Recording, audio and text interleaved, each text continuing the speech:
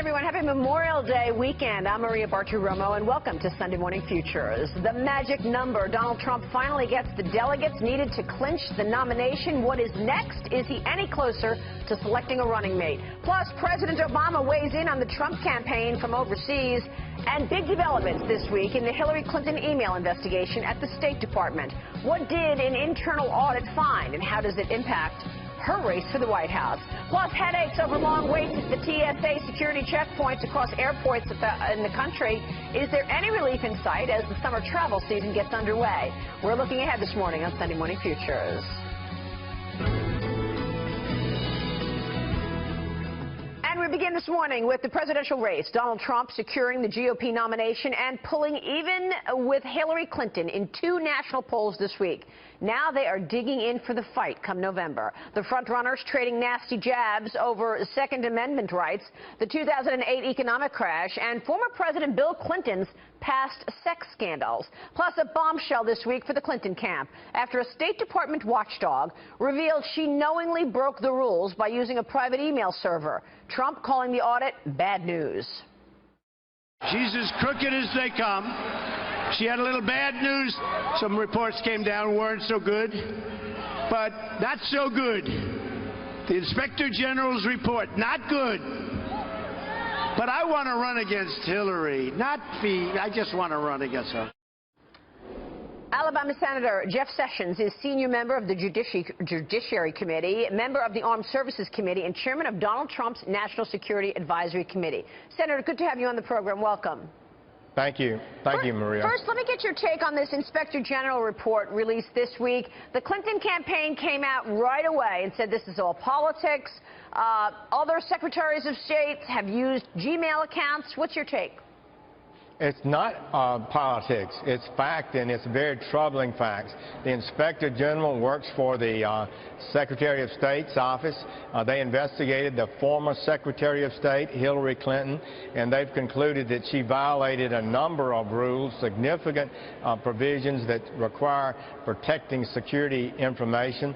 But not only that, they found that she did not cooperate. Her top people refused to be interviewed in many instances, and I think that is a real direct contradiction to what she's been telling the American people for many weeks now. Yeah. And in addition, you've got the FBI investigation.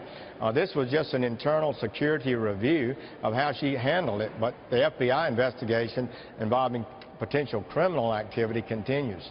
Well, do you think that that is going to impact her campaign?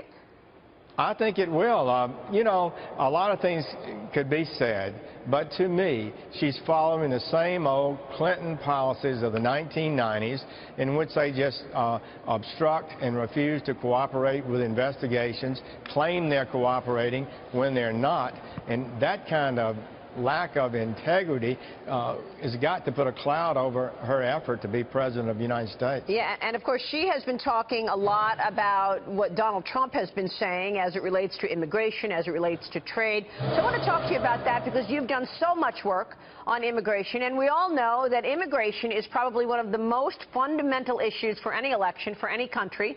Who gets to live in this country, work in this country, and participate in this democracy is really critical. So tell us, given all of the work you've done and the commentary out of Donald Trump, what immigration looks like in America in a Trump presidency. Well, right now it's totally lawless. Hillary Clinton said just a few weeks ago that nobody should be deported from America who entered illegally unless they commit a violent crime. That's to the left of President Obama's position. She is basically creating a circumstance where nobody would be detained. It's an evisceration of the law that we have. It's unbelievable. American people need to know more about her extreme position there. Donald Trump believes that there should be a lawful system of immigration, one that we can be proud of, one that serves the national interest, one that allows fairness when people apply, and those who qualify can get in and those who don't. That's what a good, great nation should have. He will ensure that that happens. We're going to end the lawlessness and protect the interests of the American people. But how do you walk this balance of ensuring that we have fair trade, and lawful immigration, but not being seen as an isolationist? Well, this is such an extreme, unjustified attack. Of course, Donald Trump believes in trade. He said the immigration system will have an open door. He's never suggested we would end immigration. We admit 1.1 million a year lawfully now. And some of the categories are not justified and need to be altered. But he's not saying we're going to end immigration. He's not saying we're going to end trade. We're going to defend the interests of the American people. Yeah. And Maria, there is no doubt. And Professor Borjas at Harvard, the top expert in the world, says that these immigration flows are pulling down wages of American workers. Why could it not? We also are going to be able to establish that the trade agreements have not worked well at all and, in fact, have been damaging to the American economy. Why should we do another 5,000-page Pacific trading agreement that President Obama wrote when it's not going to benefit us but actually harm manufacturing in America?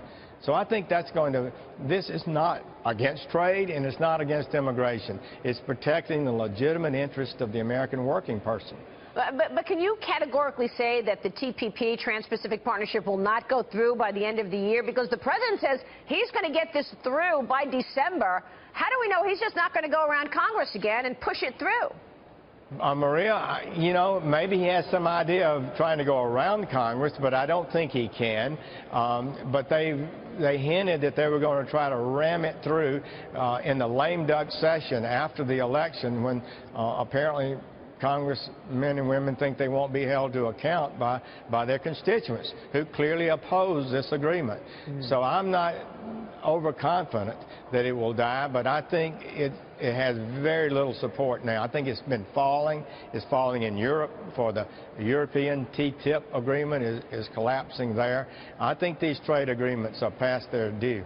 So do you think that Donald Trump has been able to convince Paul Ryan of that? Where are the differences and the common ground there? Do you expect the House Speaker to endorse Donald Trump soon?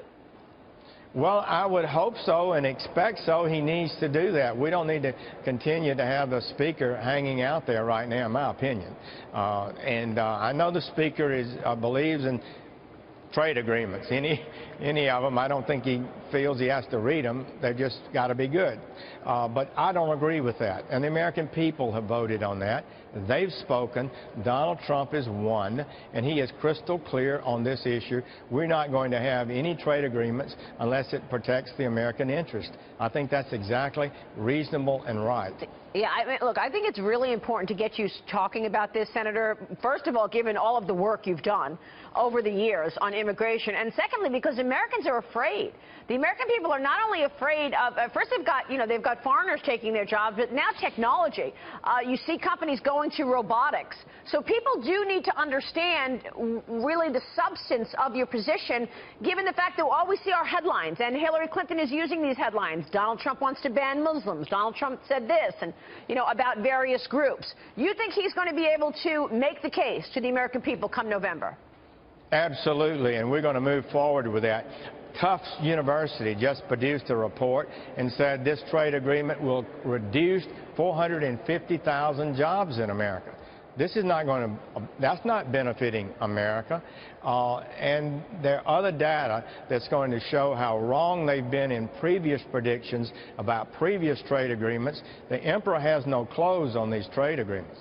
We're going to be able to show that Donald Trump's instincts and advocacy for decades questioning these trade agreements has been correct. It has hurt the American working person. And we've got to protect American interests and put America first. Senator, would you like the job as vice president? Maria, I've got enough to do right now. Donald Trump is going to pick a great vice president, somebody who can serve the interest of this country, who can be a good president if called upon, who could be an ally to him personally and philosophically. And there's some good people out there, and I'm sure he'll find the right person. All right, we'll be watching. Senator, good to have you on the program this morning. Thanks so much. Thank you. Good to see you. Senator Jeff Sessions there.